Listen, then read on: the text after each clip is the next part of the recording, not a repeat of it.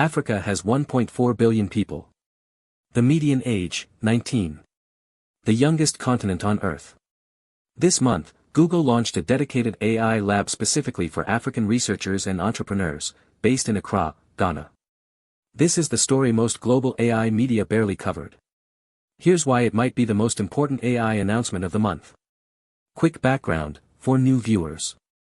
Most AI tools today are trained primarily on Western data and languages. Africa's specific challenges, its languages, its markets, its infrastructure, often aren't what those models were built for. Google's answer, a physical lab, in Accra, built to close that gap. Launched July 1, 2026, at Google's first Cloud Summit Africa, in Johannesburg. The Google Africa Applied AI Lab pairs an elite cohort of African founders and researchers directly with Google's own experts. Applications, open now, through August 31, 2026. Selected founders get early access to Google DeepMind's own models, Gemini, Gemma, and Veo, ahead of general release. Plus direct technical mentorship, building real solutions together. Co-development runs mid-September to early December. Ending in a demo day, back in Accra. The goal, in Google's own words, build Africa's first generation of AI-native unicorn startups. Here's the investment that led here. Why Accra, and not another city? Accra is emerging as West Africa's tech hub, sometimes called the Silicon Savannah. Strong English language education. A growing startup ecosystem, already backed by real venture capital, for DX Ventures, Norscan 22, Novastar Ventures platform. Plus Google's own AI Futures Fund.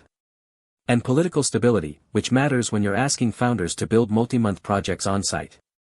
The focus areas, the future of work, knowledge management, software development, and creativity. This isn't happening in isolation. Just one day before this lab's Johannesburg unveiling, the United Nations launched something bigger, the AI for Good Global Commission. Co-chaired by Rwanda's President Paul Kagame, and Salesforce's Mark Benioff. With the ITU's Secretary General as permanent vice-chair. 40-plus founding members, heads of state, tech CEOs, UN agency leaders.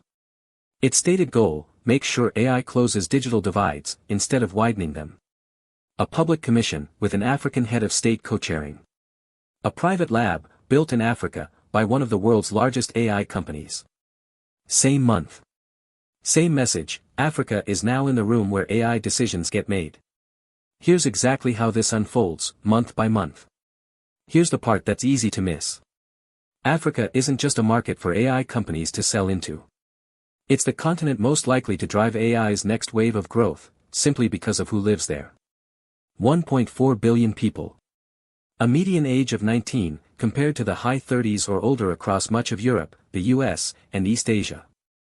Solutions built for African problems, by people who understand those problems firsthand, tend to travel, to Southeast Asia, Latin America, anywhere infrastructure and language gaps look similar.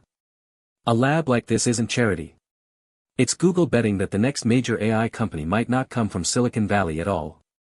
Most AI headlines this year have been about who's winning a benchmark. This story is different. It's about who gets to build the next generation of AI tools at all. A continent with 1.4 billion people and a median age of 19 just got a seat at that table. In the same month a UN commission put an African president in a co-chair role. That's not a small thing. That's the story worth actually reading. Subscribe for daily AI news coverage. Comment, should more AI companies be building labs like this, outside the usual tech hubs? And if you're in Accra, would you apply?